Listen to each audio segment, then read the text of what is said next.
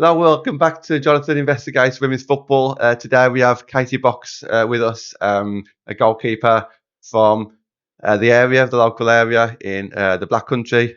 Katie, thank you for joining me. How are you? Thank you for having me on. I'm good. How are you? Yeah, very well, thank you. Yeah, I know that we agreed to do this back in the summer.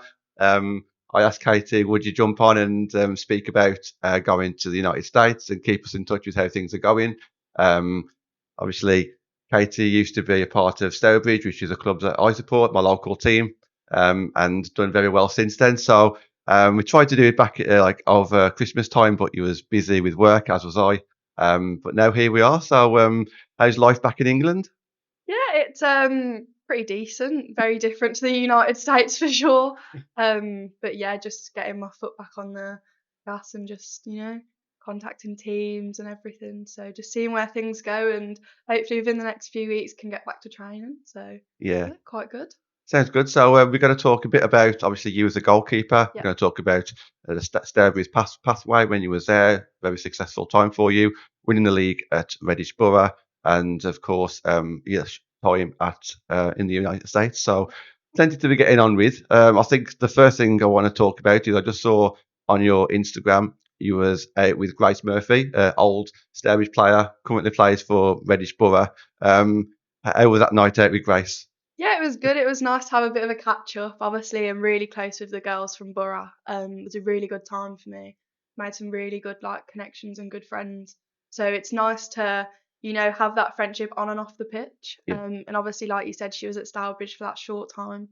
So yeah, we're really close as well as some of the other girls at Borough, like Molly, and I was really close with Jess Rue. So yeah, I do think that connection on Yeah. and off the pitch is great. So yeah. That's good to know. Yeah, I remember when you were playing at Stourbridge, Grace Murphy made her debut along with Phoebe Hill, and I think I jogged your memory on that, and I actually forgot that you was playing in that game or you was there at that game. But that was like my first memory of, I guess you guys together in that team. Um, but yeah, I guess we'll get into that shortly. I suppose let's talk a little bit about goalkeeping. And so, what's your earliest memory of being a goalkeeper? And what made you go down like the goalkeeping route? To be fair, it was really random. I randomly said to my dad one day, "Listen, like, can you take me to the football?" And Yeah. being a girl, mum and dad were quite hesitant because they were like, "Oh, are you sure?" Um, my dad took me, and weirdly, I said, "Oh, what's that position?" It was Brad Guzan at the time playing in goal, Yeah. and he was like, "Oh, that's the goalkeeper," and I was like, "Oh, I want to be a goalkeeper." And I think he did just take it as a bit of a joke and a bit of a laugh, like everyone else. Yeah. And then for Christmas, it came around, and I was like, "Listen, can you get me a pair of gloves and some football boots?" And back then, it was really hard to find a women's team. So I think it was about a year later we found Haller's Hawks, Okay. and I played there, Yeah. and then moved on to Bourneville, and then got picked up by Wolves, and that's kind of just where it went, and I just stuck with it, and yeah, that's definitely my earliest memory, just being at Villa Park in Yeah. the North Stand, I think it Okay. was, and just being like, right, I want to be Yeah. whatever that position is. So That sounds interesting and exciting. And I can see how passionate you are about that position. Obviously, you must be. Do you find that the evolution of like a goalkeeper has changed even in your lifetime? So back in my day, many years ago, I don't think goalkeeper was ever judged about like kicking a ball or anything like that. Or it's more along the lines of can you save a goal? Can you be vocal on the pitch? Can you like direct your defence? But nothing really about like playing out from the back or anything like that. Have you seen a difference since you've been a goalkeeper where you've kind of seen that as well? yeah, massively. I mean, like you said, footwork, and you've got to be good with your feet. You've got to be like an outfielder. Yeah, Um, just you have to have that extra, be good with your hands as well. So I definitely think, it used to be a very defensive position, but now you can be a very attacking goalkeeper. You can start the attack. You yeah, have to be really smart. Do you think when I was growing up, it was just you can hoof it down the pitch? Whereas now you could probably do that and it'll probably be a bit frowned upon. yeah, You have to have loads of different styles of playing, loads of different, you know, areas that you can play it long if you want to, but you can also play out from the back and be that extra outfielder. yeah. So, like being a sweeper keeper, that's a massive thing now. So I do think it's definitely changed. even in my lifetime. So Is that something that you enjoy doing? Like obviously, like getting hold of the ball with your feet and like passing it around and trying to keep possession, as opposed to just hoofing it. Is that something that you enjoy doing? to be honest, when I was younger, I hated it. I thought this is horrible. Yeah. Like the goal's right behind me. Why is it being passed back? But now I probably get more annoyed if I don't get the ball. Like I want to be connected in the game, and Okay. I want to like play out from the back. I want to, be kept on my toes. You can move the ball around so easily with Mhm. depth, and obviously, Yeah. as a goalkeeper, you give that depth. Yeah. So I probably do get more annoyed now if I don't get the ball given back to me. But it was definitely something I hated when I was younger. Yeah. But being a keeper, you have to just get on with it and deal with it. And then once you've got that confidence, it's fine. So I do quite enjoy it now. That's good. That's good. Do you feel that you got treated differently as a goalkeeper? So obviously, goalkeeper is a bit of a specialised position. Sometimes you have to have a different coach to be a goalkeeper. So did you get treated any differently, whether it be positively because it's such a key position? So if you lose your goalkeeper, clubs can be pretty much screwed, can't they? Or like negatively, like thinking, oh, it's only the goalkeeper. Did you ever get treated differently? I'd say it depends on the teams. I mean, some teams prioritise you as a keeper, Yeah. absolutely love you as a goalkeeper. Other teams, they don't necessarily, they can't just tick boxes like, okay, you can go for your 30 minutes keeper training and then you're in with us, Yeah. or it's a game like you don't get a warm up or whatever. I just think it depends on the experience of the coach, maybe, Okay. and where you are. I've definitely been in positions where probably been favourite, like the favourite, because that like the past coach has been a goalkeeper, Yeah. or there's been times where you're just thrown into a game because you're a goalkeeper, right? Get in the net. So it really does just depend on the team, and really depends on the club, I'd say. Okay. What do you think defines a good goalkeeper?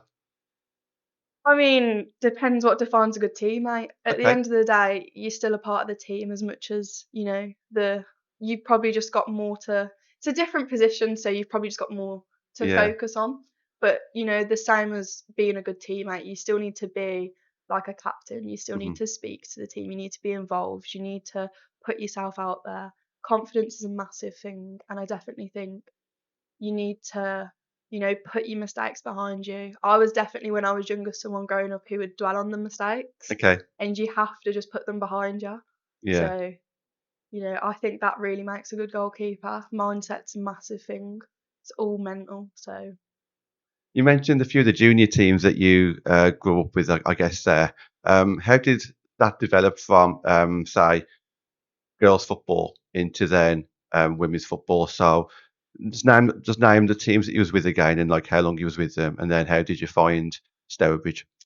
yeah, so I actually started at Haller's Hawks about under 12s, I'd say. Okay. Um, and I left there after about 6 months and Mhm. moved to Bourneville. Okay. Which was great for me. Really enjoyed it there. I was literally ready to quit after Haller's Hawk. So Yeah. obviously being that young, it was probably would have been a massive mistake. From Bourneville, I actually went to trials. So I Yeah. think I trialled for Birmingham City and Wolves. Okay. Um, got picked up by Wolves, stayed there for 2 seasons. Got offered another contract there, but did turn it down to go to Villa for 2 seasons. Yeah. Picked up quite a bad injury, so I didn't really play there. Um, and then did actually get released. So from there, I went back to Wolves. Hmm. Obviously, I always in my head had that regret of leaving Yeah. because I loved Wolves so much, still got a soft spot for them. Yeah. But didn't necessarily get the game time I wanted, and I knew it was key for me for my development. So I actually went on loan to Hereford, Okay. and that was the same league as Tier 7 Stourbridge. Yeah. And that's when Stourbridge then came in for me, and I thought, still a Tier 3 first team, Yeah. could play the reserves league. Yeah. It was just the correct option for me at the time. So that's how I actually managed to get into Stourbridge. Yeah. And then obviously I went to Dudley College, which was linked with Stourbridge at the time. Hmm. So I stayed there. And then obviously I think the reserves league was breaking down. Hmm. And then that's when obviously at Stourbridge I met Dave. Yeah. And that's obviously where I went to Borough. So there's quite a few, I'll say household names there when you talk about like the teams that you've been a part of, which is I think is fantastic for a youngster to have multiple seasons at those type of teams. It is really good. And then obviously you ended your junior kind of section. I say junior, it's not really because the academy was obviously women's football. So was you at Stourbridge Academy at the age of 16 to 18? Would that be pretty much right? Yeah, I think so. Yeah. The college. So obviously when you came into Stourbridge then, that's when Stourbridge was in tier three. They had a National League reserve team that you was a part of, which finished fourth that season. And they had teams such as like Wolves and Derby. Um, so that was a competitive league. So to Yeah. finish fourth there was amazing. And the tier seven team that you was mainly a part of, they finished top of their league as well. So I guess what are your memories of that season and also the Stourbridge pathway? Because at that time that was like a golden era for Stourbridge. Yeah, the pathway was amazing. You could see everyone I was playing with was my age, really young, going into women's football, so the ages of like 16 to 18, like you said. And I think that exposure to first team as well. So like when I was there, I was training with the first team, and Hmm. we were training as a goalkeeper section all together. Yeah, And I think training with older people who are experienced, like that's a massive thing for me because you can yeah, kind of soak up all their information as like you're a sponge kind of. Um, so I think it was a really good time to be fair for Stourbridge. Obviously they got rid of the reserves league, and I think that's where a lot of players kind of yeah, went to other teams. Yeah, it was a really good time. Like I'd warm up for the first team if I didn't have a game, which it was great exposure for me to yeah, see how it would work if I did move into tier three. So it was a really good experience for me. yeah. Really enjoyed the season. Obviously, a lot of the girls I played with I went to college with as well, so you Okay, do create quite like close bonds with them, yeah, which also I do quite like. So yeah, it was a good season for me, and obviously it did mean I get to go to Redditch Borough yeah, and meet those kind of people, which I absolutely loved my season there. yeah. So We'll get on to Redditch Borough in a second, but I did say that you played women's football for Wolves as well in one of the seasons. It was just the one game. Can you remember that game at all? I think I was on the bench. Oh, well, you're on the okay. I think Yeah, yeah. It's either on FA full time that I read. yeah, I I just think I wondered was on the because bench. yeah, so because you was obviously come from their juniors, I just Yeah, wondered if there was any link there. So yeah, you mentioned about Stourbridge the reserve team kind of folding and they rebranded their pathway for the development team and the reserve team kind of I guess it just mingled into a Stourbridge standard. That's when you left and went to Redditch Borough. I guess you kind of answered your question there. Why you ended up at Redditch Borough? Was it because of Dave and a few of the friends there? To be honest, it was like obviously I knew Dave from the previous season at Stourbridge, and I enjoyed like working with him. He's a really good coach. And I think for me, I just wanted that first team exposure. Yeah. I'd played tier seven, and I did just want to. I kind of wanted for myself to see a development. So going to tier six, it was a development for me. Hmm. And it just felt like the right decision. Yeah. So I just rolled with it. And to be fair, it worked out. Like I said, I absolutely loved that season, loved who I've met. Yeah. It was definitely the right decision for me. I can understand that absolutely. So like just to stress because you won tier seven at Stourbridge development team, so you would have got up to tier six anyway if that team had carried on the way it was. So then you just joined the tier six top side. So Yeah. that was like a natural progression in my eyes, and that made complete sense. You knew the manager there at the time as well, Dave Healy. What kind of pressure did you feel then, having like being a number one in a brand new, well, not a brand new, but brand new to you, tier six side? To be fair, I think I took the pressure off me a bit. I just saw it as, it's football, you do Yeah, the basics, just see where it goes with it. And don't get me wrong, I've had games where I've literally turned up to Molly and I've literally gone like, I'm so nervous, and she's like, why are you nervous? yeah, Like as you do with big games. Um, but I wouldn't necessarily like there is definitely a pressure there, but I hmm, think you just need to embrace it. yeah, You're there for a reason. yeah, That's what I always think. Um, and then I feel like once that pressure is off, yeah, you do play better, in my opinion. When I put pressure on myself, I know I definitely crumble and make yeah, mistakes sometimes. So it's just, I think that's another key thing of being a goalkeeper. You need to take the pressure off yourself. hmm, But obviously, like you'll know if you're not doing a good job in like a side like that. Like we wanted to win the league, we wanted to win the cup, we wanted to, yeah, promote the club. So there was definitely pressure there, but I think it was definitely good pressure. It weren't a bad pressure. So yeah, yeah. So you won that league. How was the season as a whole then? Because it must have been quite exciting. And in your head, that's like two leagues on the trot that you was a part of that won the league. yeah, it was a great season. It was really exciting.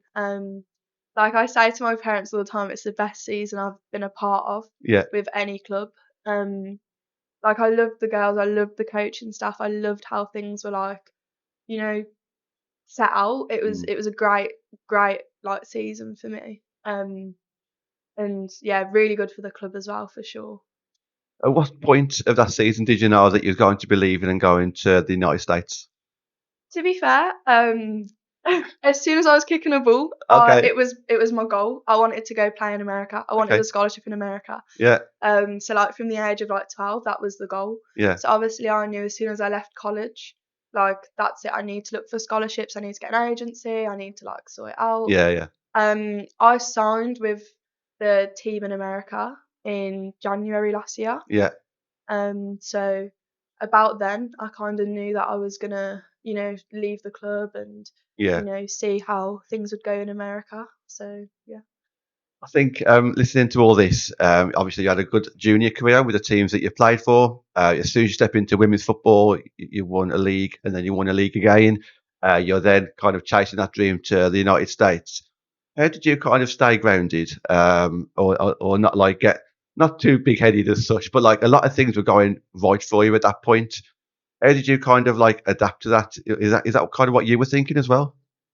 To be fair, I don't necessarily see things as going right. I can't live in the present. So, like I said, like I just like, the season's gone where I've won the league and I've won the cup. It's a new season. Hmm. There's, I'm going to a new environment. I could either, excel or I could crumble. And I think you have to focus on the present. There's so many players that are getting developed as well. Yeah. Like young goalkeepers who are turning 16 and they're breaking into first teams. Like there's always competition. So I think you can't really get big headed in like Yeah. the Yeah. Yeah. game. Okay. So yeah. No, I just wondered, absolutely, yeah. So you went there on a scholarship. Just to explain in a bit more detail, what is a scholarship? What's it all about? So I moved to the United States. They put a scholarship on the table, so they pay X amount of money Mhm. towards like university bills and Okay. everything that's a part of it. So for me, I moved to Nebraska. Yeah. And I was at uni there, studied biology, exercise science. And obviously you'd be playing football every day, or soccer as they call it. Yeah. Um, but obviously when I've gone back this semester, we're in the off season, so it's a little bit different. Okay. But you'd be doing 2 games a week, every day training, with the university, and then that was it really. Very different environment from here, Yeah. very fitness based. Okay. That makes sense, though. Um, Yeah. yeah. So yeah, that's basically what the scholarship is all about. Yeah. So just describe like the day-to-day routine. And so, like, I'm guessing, would you study on a Saturday or Sunday, or would that be your time off? You'd definitely be studying over the weekend. Okay. It's very different to here. So I was doing subjects like English, maths, Yeah. geography, stuff that I probably did quite a few years ago. Yeah. So you'd have classes from about 8 a.m. to let's say 3, 4 p.m. Hmm. And then in between that, obviously you've got lunch. But 8 till 4 would probably be your classes, and Yeah. then about 5 p.m. you'd go to training. Okay. So you'd have that hour where you've got to go back to your accommodation, get ready, prep yourself for training. Yeah. You'd train till probably about 7 o'clock, Hmm. and then you'd go to the cafe, get food, and Yeah. then my day to day would probably end up going swimming or to the Okay. hot tub, and Yeah. then come back, maybe do an assignment. Saturdays was game days, so you'd go out with the team Hmm. and probably that would take up the whole day. And then on the Sunday, you'd probably just relax, reset, and just get cracking on with your assignments and schoolwork. So not really much of a break. No, not at all. Yeah, we spoke earlier off camera about the different levels and the different nationalities, this, that, and the other. Is that kind of like the thing that kind of tipped you to think I'm equally as good going back to England and developing back there? Yeah, for me, I kind of looked at the standard there and I thought here I was probably playing a better standard. Um, and one team, 4 goalkeepers, it's very hard to get game time and it's very Yeah. hard to be focused on. Hmm. And so for me, I do think my development was better here, and I do think I wasn't necessarily excelling over there. It was a completely different environment, and I Yeah. think for me, being back home, I could probably develop more. Yeah. So that was a massive thing for me of why I've came back home, because obviously I want to develop. it's Yeah. something I want to carry on doing for quite a few years. I'm only 19, so quite a few more years. So I didn't want to waste my time. I've been in positions before where I felt like I've wasted my time and kind of waited around for something when I'm not going to get it. Yeah. So, for me, it was definitely better coming home. I feel like the coaching technique's probably better here. Like, I want to be able to go to a coach and ask for feedback and get feedback. Yeah. And I don't necessarily think I was getting it over there. Okay. So definitely coming home was the right decision for me. Absolutely. Yeah. So now that you are back home, how have you settled back in? And also, obviously, it's fair to say that you want to get back into football at some point. Yeah, 100%. Like you said, I think this season training with a team would be ideal. Somewhere local, hopefully. Yeah. And then just next season, definitely looking to get game time week in, week out, be a number one somewhere. So yeah, 100%. I mean, settling in. I've only been back for 2 weeks, but just need to throw myself into work, keep busy at the gym. That's what Yeah. I'd say. I've been back 2 weeks, literally minus 1 week. When you explained that you was coming back home, I was like, right, on the first day that you come back, you're coming back round, I'm doing a podcast. I didn't give you any time to breathe, but no, I understand that, and obviously, so you are a free agent, which is great. I've seen steady progression, like from the last few years, and from what you've told me, gradual bit at a time. Where do you think your potential or ceiling could be at this point? Because as you said, you are only 19. Right, what does that mean? Where would you like to kind of like see yourself? Where would you like to see yourself in the next year or two? I definitely want to be playing at a first team as Yeah. a number one. Yeah. Obviously, winning the league last season at a tier 6 club, I'd want to be playing tier 6, tier 5, potentially tier 4. Yeah. Because I do just want to see that development. But I think for me, I want to be in a team that wants to commit as much as I want to commit to them. I want to see a team progress, and I want them to kind of believe in me and progress me as well. So 100%, that's where I'm hoping to head. Yeah. You kind of answered my next question there, because I wanted to ask like what kind of environment and what kind of project you want to be involved in your next team. So I guess what you've just said there is someone who can coach you, continue to develop you, and also play first team football. Yeah, That's pretty much right. Yeah. definitely. Like, I want somewhere where I can settle. I feel like I have jumped teams a lot in the past, so I want somewhere where I can settle and build with the club. Yeah. That's a main priority for me at the minute. Well, thank you very much for your time. I've got one last question, and I ask everybody this: if I was going to interview somebody else, who would you recommend should be the next player, and why? Oh, that's a difficult one.